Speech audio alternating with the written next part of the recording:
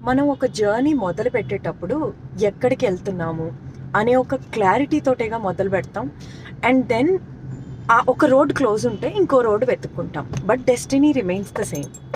But unlike which కెరియర్‌లో మాత్రం ఏ జాబొస్తే అది స్టార్ట్ చేసి గాలి ఎటు తీసుకెళ్తే అటు తీసుకెళ్ళేటప్పుడు what are we planning? But I understand as a fresher ఏ ఆపర్చునిటీ వస్తే అది గ్రాబ్ చేసుకోవాలి అనే ఒక థాట్ కూడా కరెక్టే. కానీ ఫస్ట్ అంటూ మన గోల్ ప్లాన్ అంటే ఒకేసారి అన్నీ అచీవ్ చేసేయాలి, నాకింత ప్యాకేజ్ వచ్చేయాలి అంటే that is not right at all. ఎందుకంటే in an employer perspective why you? అంటే నీకెందుకు ఇవ్వాలి? Why you?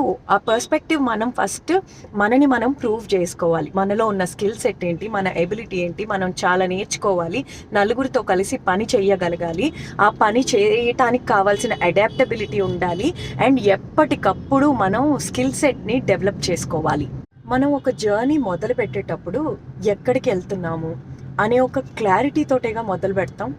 అండ్ దెన్ ఆ ఒక రోడ్ క్లోజ్ ఉంటే ఇంకో రోడ్ వెతుక్కుంటాం. But destiny remains the same.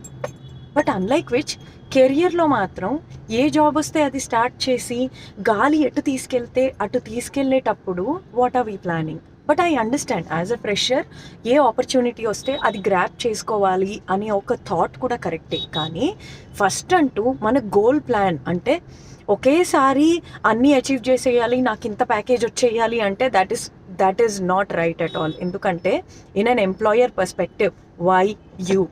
అంటే నీకెందుకు ఇవ్వాలి? Why you? ఆ పర్స్పెక్టివ్ మనం ఫస్ట్ మనని మనం ప్రూవ్ చేసుకోవాలి. మనలో ఉన్న స్కిల్ సెట్ ఏంటి, మన ఎబిలిటీ ఏంటి, మనం చాలా నేర్చుకోవాలి, నలుగురితో కలిసి పని చేయగలగాలి, ఆ పని చేయటానికి కావాల్సిన అడాప్టబిలిటీ ఉండాలి, అండ్ ఎప్పటికప్పుడు మనం స్కిల్ సెట్ని డెవలప్ చేసుకోవాలి.